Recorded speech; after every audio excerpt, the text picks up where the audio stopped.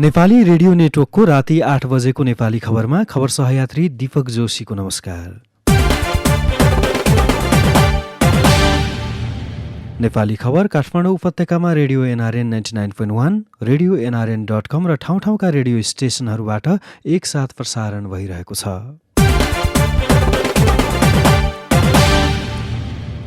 रेशम रिहाईको माग गर्दै सुरु भएको धरनामा गृहमन्त्री सहभागी भएपछि चौतर्फी आलोचना। कानुनविद भन्छन् सरकारले चाहँदैमा रेशम छोड्दैनन्। प्रचण्डको मतियार तपाईँ नै हो भन्दै केपी ओलीलाई माधव नेपालको स्पष्टीकरण। एकता बदरको फैसलामा पुनरावलोकनमा जानेबारे प्रचण्डसँग छलफल। भागरथी हत्या प्रकरणमा अभियुक्त र मृतकको स्वाबको डिएनए मिल्यो। 1 महिनादेखि बेपत्ता महोत्तरीका झा दम्पतिको शव गाडिएको अवस्थामा फेला। साथमा प्रमुख खबर संक्षेप। अनलाइनमा आज सामाजिक सञ्जाल र पत्रकार ऋषि धमलाको प्रस्तुति जनता जान्न चाहन्छन्। अहिलेको नेपाली खबरमा यो आवाज हो नेपाली रेडियो नेटवर्कको र तपाईँ सुन्दै हुनुहुन्छ नेपाली खबर। नेपाली खबरमा सबैभन्दा पहिले आजको खास खबर। एक नाबालक र 8 प्रहरी गरी 9 जनाको हत्या भएको घटनामा दोषी ठहर भई जेल जीवन बिताइरहेका रेशम चौधरीको रिहाईको माग गर्दै भइरहेको आन्दोलनमा सरकारले ऐक्यबद्धता जनाएको छ। सरकारका तर्फबाट गृहमन्त्री रामबहादुर थापा बादल आज रेशम रिहाईको माग गर्दै सुरु भएको धरना कार्यक्रममा सहभागी हुनुभएको हो। पोलिटी कसेर धरनामा सहभागी हुनुभएका गृहमन्त्री बादलले रेशम चौधरीलाई छुटाउन सरकारले पहल गरिरहेको भन्दै भाषण पनि ठोक्नुभयो। सरकारको यस बारेमा हाम्रो ध्यान पक्कै पनि गएको छ।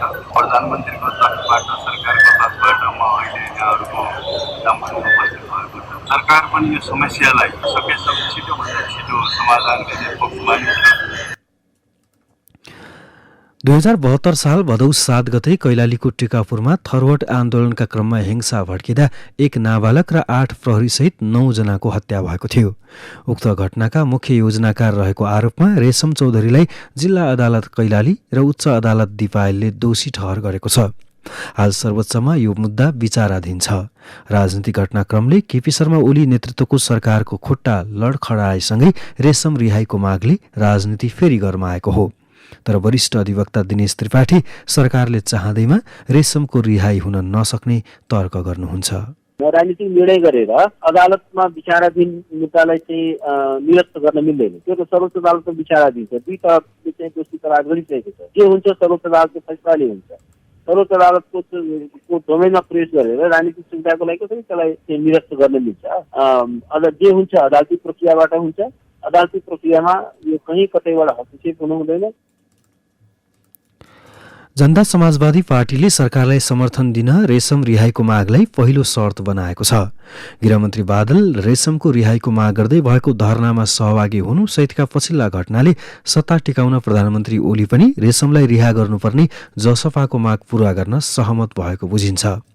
जघन्य अपराधमा दोषी ठहर भएका व्यक्तिको रिहाईको माग गर्दै गृहमन्त्री नै धरनामा बस्नुले सरकारले नै कानुनी राज्यको धज्जी उडाएको पुष्टि हुने नेपाली काङ्ग्रेसकी नेत्री डाक्टर डिला सङ्ग्रौलाले बताउनुभयो। उहाँले काङ्ग्रेस सभापति शेरबहादुर देउवाले इटा भट्टामा जिउँदै मानिस जलाएको आरोप लागेका नेता अफ्ताब आलमको रिहाईका लागि पहल गर्छु भन्दै दिएको अभिव्यक्तिप्रति पनि विरोध जनाउनुभयो। कानुनी राज्यको धज्जी उडायो हो कि होइन। सरकारले रेशम चौधरी जुन टिकापुर घटनामा संलग्न दोषी बनेर सजाय भोगिरहेका रेशम चौधरीलाई धरनामा गएर गृहमन्त्रीले सम्बोधन गर्नु भनेको चाहिँ यही हो, कानुनी राज्यको धज्जी उडाउनु हो र सत्तालोलुपताको प्रतीक हो। मधेसवादीहरूलाई आफ्नो हातमा लिनलाई माग सम्बोधन गर्ने बाटो हुनुपर्छ। तर काङ्ग्रेस सभापतिज्यूले पनि अब आलमलाई छुटाउन म पहल गर्छु भनेर भन्नुभएको थियो नि। यो म त के छ भने पछाडि मधेस यसको पक्षमा चाहिँ म छैन कि होइन। जो दोषी हो त्यो कानुन अनुसार चाहिँ सजाय पाउनुपर्छ। रेशम आबद्ध जनता समाजवादी पार्टी र थारूसँग सम्बन्ध विभिन्न सङ्घ संगठनहरूले टिकापुर घटना राजनीतिक भएकाले राज्यबाट पनि सोही बमोजिम व्यवहार हुनुपर्ने माग उठाउँदै आएका थिए। तर सरकारले यसअघि यो माग सुन्नै चाहेको थिएन। बरु बिरामी परेपछि जेलबाट अस्पताल लगिएका रेशमलाई अस्पतालको शैय्यामै साङ्लोले बाँधेर राख्दै सरकारले मानवीयता बिर्सेको देखाएको थियो। अहिले सत्ता जोगाउनकै लागि ओली सरकारले उनै रेशमलाई काखी च्याप्न खोज्नु राजनीतिक बेइमानी सिवाय अरू केही हुन सक्दैन। नेपाली खबरमा अब आज दिनभरका प्रमुख खबर संक्षेप, साथमा खबर सहयात्री गोमा परियार।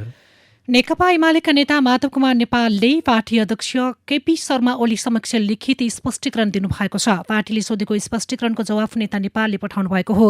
नेपाल कम्युनिष्ट पार्टी नेकपाको विधान र नीति विपरीत तपाईले उक्त प्रकार अनाधिकृत गतिविधि गरेकोमा त्यस्ता गलत कार्यलाई रोक्न पार्टीमा संस्थागत रूपमा भएका काम र तपाईँ स्वयंको हस्ताक्षरमा कार्यकारी अधिकार प्राप्त अर्का अध्यक्ष पुष्पकमल दाहाल प्रचण्ड समेत संलग्न कार्यक्रममा मेरो सहभागितालाई कसैको मतियार भएको देख्नु तपाईँको व्यक्तिवादको अभिव्यक्ति मात्र भएको भन्दै नेता नेपालले यदि तपाईँको जस्तो दृष्टिकोण राख्ने हो भने पार्टी एकताको पूर्व सन्ध्यादेखि प्रतिनिधि सभाको विघटनसम्मको अवधिमा तपाईँले पुष्पकमल दाहाल प्रचण्डसँग गर्नुभएको सम्झौता निरन्तर गर्ने गरेको गोप्य बैठक र सहकारीको आधारमा तपाईँ नै उहाँको सबैभन्दा ठूलो मतियार हो भन्न सकिने स्पष्ट पार्नु भएको छ। पत्रमा नेता नेपालले केन्द्रीय समिति बैठक विधिवत बोलाएर किन छलफल नगरेको भन्ने प्रश्न पनि ओलीलाई गर्नुभएको छ। एमाले केन्द्रीय समिति बैठक नबोलाएर सर्वोच्च अदालतको आदेशको अवज्ञा गरेको आरोप लगाएका नेपालले नेपालको कम्युनिष्ट आन्दोलनलाई विभाजित बनाई राख्ने गलत मनासाय बोकेको समेत आरोप लगाउनु भएको छ। यस्तै नेपाल माओवादी केन्द्रका अध्यक्ष पुष्पकमल दाहाल बीच भेटवार्ता भएको छ। कोटेश्वर स्थित एक व्यवसायीको घरमा भएको भेटवार्तामा सर्वोच्चको फागुन 23 को फैसला विरुद्ध पुनरावलोकनमा जाने विषयमा छलफल भएको जनाइएको छ।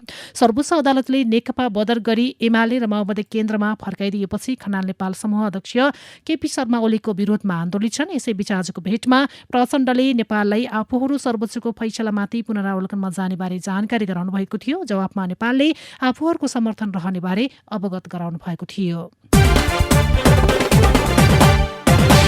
प्रधानमन्त्री तथा नेकपा एमालेका अध्यक्ष केपी शर्मा ओलीले एमाले संसदीय दलको बैठक बोलाउनु भएको छ। भोलि दिउँसो 3 बजे प्रधानमन्त्रीको सरकारी निवास बालुवाटारमा संसदीय दलको बैठक बोलाएको संसदीय दलका प्रमुख सचेतक विशाल भट्टराईले जानकारी दिनुभएको छ।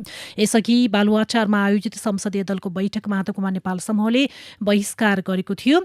यस्तै भोलि नै नेपाल खनाल पक्षले केन्द्रीय कमिटी बैठक बोलाएको छ। बैठक भोलि बिहान 11 बजेका लागि तय भएको नेता युवराज गेवालीले जानकारी दिनुभएको छ। गेवालीले बैठकमा कसरी अघि बढ्ने भन्ने विषयमा छलफल हुने बताउनुभयो। स्वास्थ्य तथा जनसङ्ख्या मन्त्रालयले आवश्यक तयारीका लागि कोभिड-19 सङ्कट व्यवस्थापन केन्द्र निर्देशक समिति सीसीएमसीलाई 8 बुँदे सुझाव दिएको छ। छिमेकी देश भारत तथा अन्य युरोपेली देशहरूमा कोभिड-19 को संक्रमण वृद्धि भएसँगै त्यसको प्रभाव नेपालमा पनि पर्न सक्ने भन्दै मन्त्रालयले सीसीएमसीलाई आज 8 बुँदे सुझाव दिएको हो।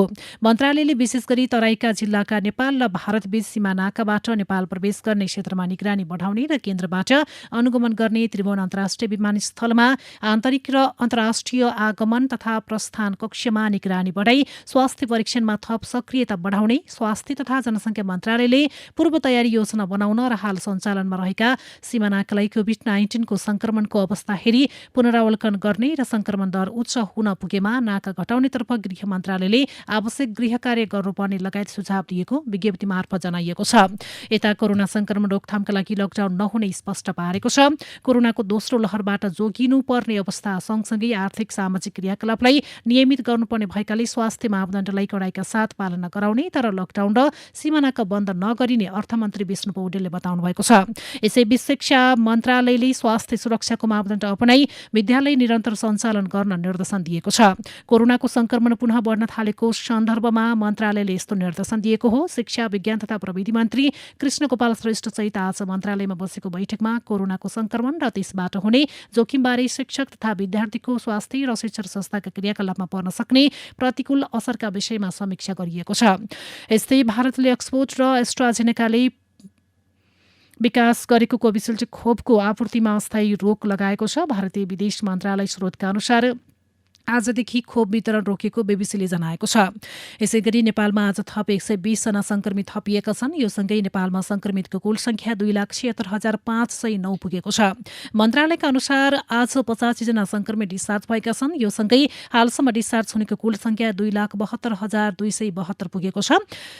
हाल देशभर 1,217 जना सक्रिय संक्रमित रहेका छन्। मन्त्रालयका अनुसार गत 24 घण्टामा कोरोनाबाट कसैको पनि मृत्यु भएको छैन। नेपाल पशुपक्षीजन्य उत्पादनमा आत्मनिर्भर घोषणा भएको छ। प्रधानमन्त्री केपी शर्मा ओलीले आज एक कार्यक्रमका बीच धुलो, दूध, बछर, अन्डा र मासुजन्य उत्पादनमा मुलुक आत्मनिर्भर भएको घोषणा गर्नुभएको हो। कृषि मन्त्रालयका पशुपक्षी सचिव डाक्टर प्रेम नारायण कडेलका अनुसार संयुक्त राष्ट्रसङ्घको खाद्य तथा कृषि संगठनको मापदण्ड अनुसार आवश्यकता र उत्पादनको अवस्थाका आधारमा यस्तो घोषणा गरिएको हो। यस्तै प्रधानमन्त्री ओलीले सरकार दिनहो जसो नयाँ उपलब्धि हासिल गर्दै अघि बढिरहेको जिकिर गर्नुभएको छ। कार्यक्रममा उहाँले हरेक दिन देश एक कदम अगाडि जाने मान्यतामा आफूहरू रहेको पनि दावी गर्नुभएको छ।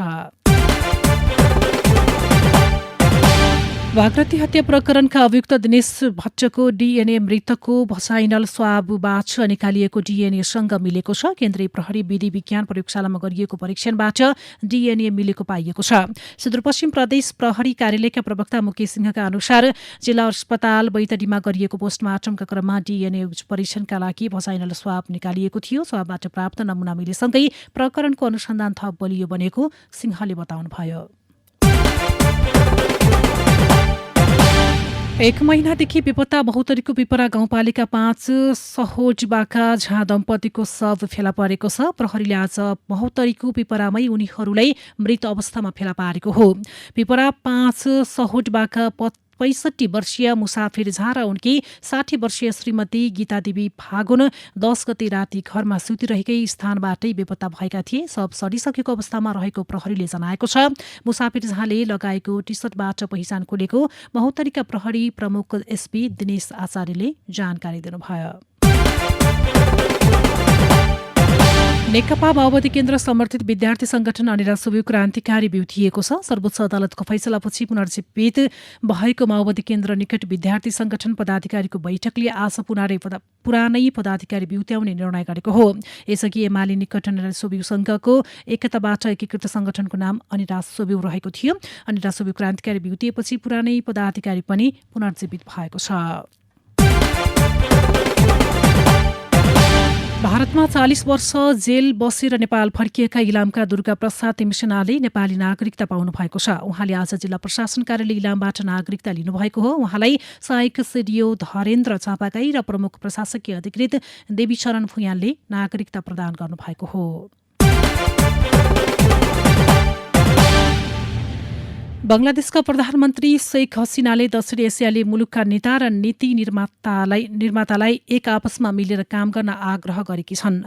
ढाकामा भएको एक कार्यक्रमलाई सम्बोधन गर्दै हसिनाले दक्षिण एसियाली मुलुकका नेता र नीति निर्माताले आपसी सहकारी गरेमा यस क्षेत्रका जनताले जीवन स्तरमा सुधार ल्याउन सकिने समेत बताएकी छिन्। उनले दक्षिण एसियाली मुलुकसँगको भएको स्रोतको राम्रो उपयोग गर्नुपर्नेमा समेत जोड दिएकी छन्।